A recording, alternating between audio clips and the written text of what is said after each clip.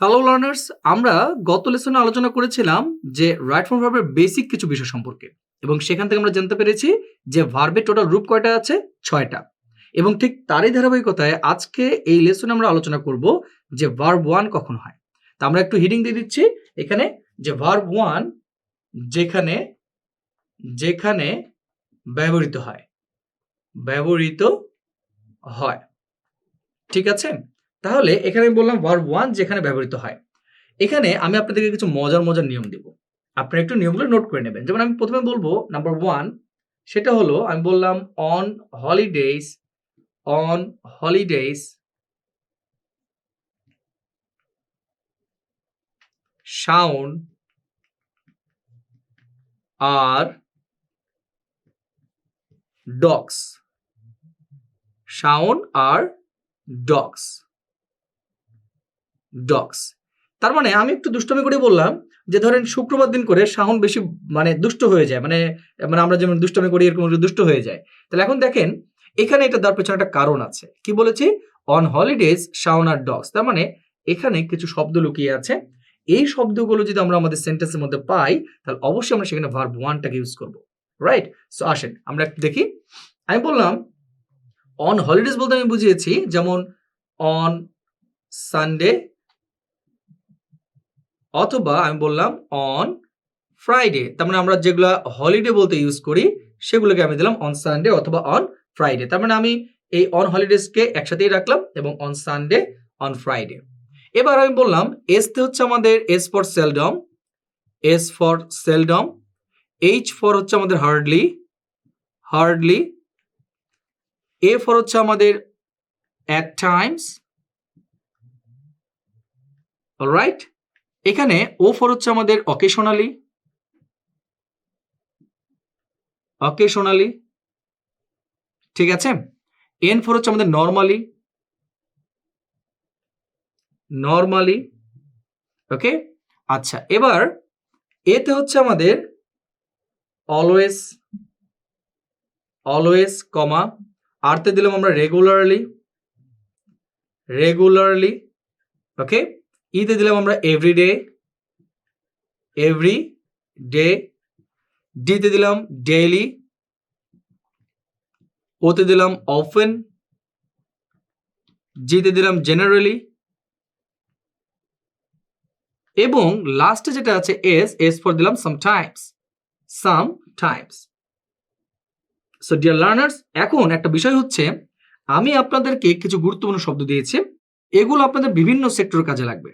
তার মানে আমি বলেছি যদি কোনো সেন্টেন্সে আপনি অন হলিডের কথা পান বা অন সানডে অথবা অন ফ্রাইডে এরকম যদি হলিডে পান, বা সেলডম পান, হার্ডলি পান, at times, occasionally, normally, always, regularly, everyday, daily, often, generally, sometimes, এই ধরনের শব্দগুলো যদি পান তাহলে আপনি অবশ্যই সেখানে ভার্বটাকে V1 পজিশনে রেখে ইউজ করবেন। তারপরে আমরা এখন আলোচনা করছি বেসিক্যালি কি নিয়ে? ভার্ব 1 কোথায় কোথায় হয় সেটা নিয়ে আলোচনা করছি, তাই না? আচ্ছা, আমি বললাম এখানে ধরেন এক্সাম্পল দিলাম। এক্সাম্পলটা এভাবে হলো যে হি ড্যাশ ব্র্যাকেট দিলাম কাম।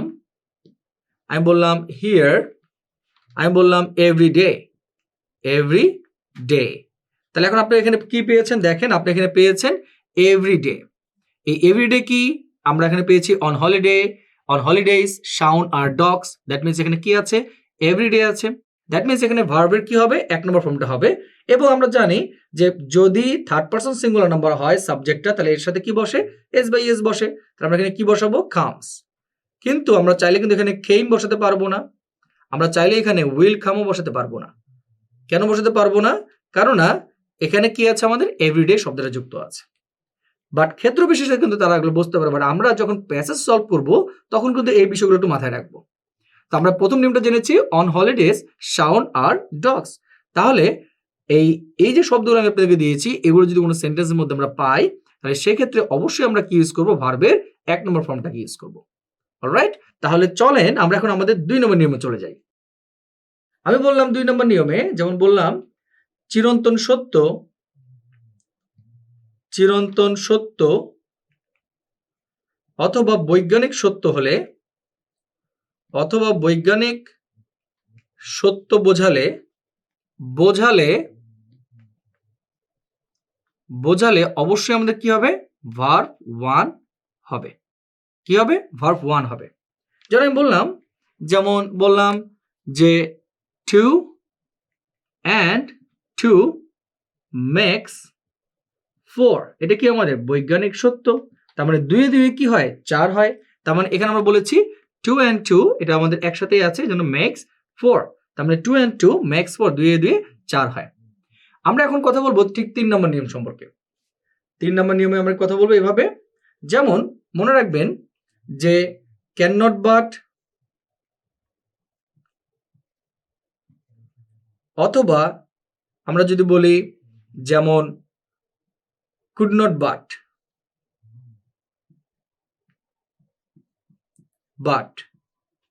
ঠিক আছে, can not but, could not but অথবা হ্যাড বেটার এর পরে সবসময় আমাদের ইউজ হবে ভার্ব ওয়ান। এরপর সবসময় ইউজ হবে কি, ভার্ব ওয়ান। আমি আবার বলছি, can not but, could not but, had better এদের পরে ইউজ হবে সবসময় ভার্ব ওয়ান। তাহলে আমরা যদি এখন বলি কিছু এক্সাম্পল দিই, যেমন বললাম যে হি can not but do the work, তার মানে সে এই কাজটি না করে পারে না।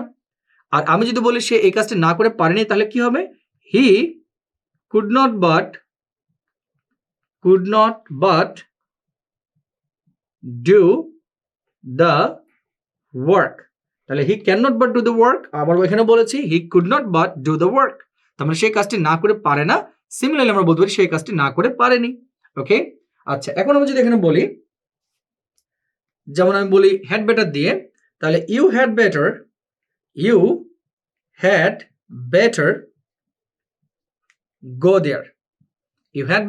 গো দেয়ার, এটা মানে কি, এটা মানে হচ্ছে তোমার বরং এখান থেকে বা তোমার বরং সেখানে যাওয়াই ভালো। You had better go there. আমি যদি আবার এইভাবে বলি যে I had better leave the job, আমার বরং চাকরিটি ছেড়ে দেওয়াই ভালো। I had better leave the job, আমার বরং চাকরিটি ছেড়ে দেওয়াই ভালো। তার মানে এখন পর্যন্ত আমরা জানলাম যে অন হলিডেজ শাওন আর ডগস কোন সেন্টেন্সের মধ্যে যদি এই ধরনের কোনো শব্দ পাই, তাহলে সেক্ষেত্রে অবশ্যই আমাদের কি হবে, ভার্ব ওয়ান হবে। আবার আমরা পেয়েছি চিরন্তন সত্য বা বৈজ্ঞানিক সত্য বোঝালে কি হবে, ভার্ব ওয়ান হবে। আবার আমরা বলেছি 3 নম্বরে can not but, could not but, had better এদের পরে কি হবে, ভার্বের 1 নম্বর ফর্ম হবে। বাট উড রাদার অনেক সময় আসে, বাট আমরা পরীক্ষায় এই বিগত সালের কোশ্চেনগুলোতে কখনো উড রাদারটা ওইভাবে পাই না, কোথায়, রাইট ফর্ম ভার্বের ইউজের ক্ষেত্রে, সেজন্য আমি এটা মেনশন করিনি। এখন আরেকটা গুরুত্বপূর্ণ নিয়ম আছে, সেটা হলো আমাদের 4 নাম্বার। মনে রাখবেন modal অক্সিলিয়ারিস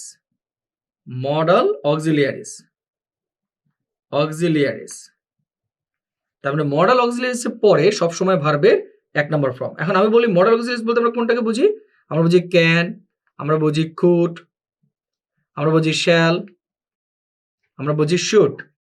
can, could, shall, should. আমরা বলতে পারি মে, আমরা বলতে পারি মাইট, তাই না? এগুলোর পরে দ্যাট মিন্স মডাল অক্সিলারির পরে অলওয়েজ কি হবে, ভার্বের 1 নম্বর ফর্মটাকে ইউজ করতে হবে। I repeat, modal auxiliary can, could, shall, should, may, might এগুলোর পরে সবসময় কি করতে হবে, ভার্বের 1 নম্বর ফর্মকে ইউজ করতে হবে। আমি একটা এক্সাম্পল দিচ্ছি আপনাদের কিভাবে। আমি যদি বলি যে উই ক্যান ডু ইট, তার মানে কি আমরা এটা করতে পারি।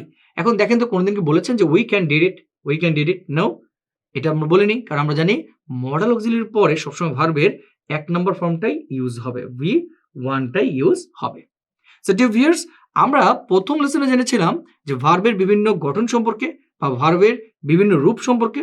এই লেসনে আমরা ঠিক তারই ধারাবাহিকতা আলোচনা করেছি, ভার্ব ওয়ান কোথায় কোথায় ব্যবহৃত হয়, এবং আমি কিন্তু আপনাদেরকে 4টে স্টেপ দিয়েছি মাত্র, এবং 4টে স্টেপের মধ্যে প্রথম স্টেপটা ছিল আমাদের অন হলিডেজ শাউন আর ডগস। এটা আপনাকে বারবার মুখস্থ করতে হবে, বারবার লিখতে হবে, তাহলে আপনার মনে থাকবে। আমি বলেছি অন হলিডেজ শাউন আর ডগস, রাইট? তাহলে এখানে কি হবে, অন হলিডেজ বলতে আমি বলেছি অন সানডে অথবা অন ফ্রাইডে, এগুলো হলিডে। আবার বলেছি seldom, hardly, at times, occasionally, normally, always, regularly, everyday, daily, often, generally, sometimes এগুলো পরে কি হবে, ভার্ব ওয়ান হবে। নাম্বার 2 বলেছি কোন স্টেটমেন্ট বা কোন সেন্টেন্স দ্বারা যদি চিরন্তন সত্য বা বৈজ্ঞানিক সত্য বোঝায়, তাহলে অবশ্যই কি হবে, ভার্ব ওয়ান হবে। যেমন বলেছি 2 and 2 makes 4, the earth moves round the sun, এগুলো কি আমাদের বৈজ্ঞানিক সত্য বা চিরন্তন সত্য, এগুলো সবসময় কি হবে, ভার্ব ওয়ানকে ক্যারি করবে। নাম্বার 3 বলেছি can not but, could not but, had better, এগুলো পরে অলওয়েজ কি হবে, ভার্ব ওয়ান হবে। এবং last but not the least, that is modal auxiliary, যেমন can, could, shall, should, may, might, এগুলো পরে অলওয়েজ কি হবে, ভার্ব ওয়ান হবে। সো ভিউয়ার্স, এই ছিল আমাদের ভার্ব ওয়ান সম্পর্কে বিস্তারিত আলোচনা। এর পরের লেসনে দেখা হবে, কথা হবে ঠিক ভার্ব টু এর আলোচনা নিয়ে। ততক্ষণ মধ্যে সবাই সুস্থ থাকবেন, ভালো থাকবেন। ধন্যবাদ সবাইকে।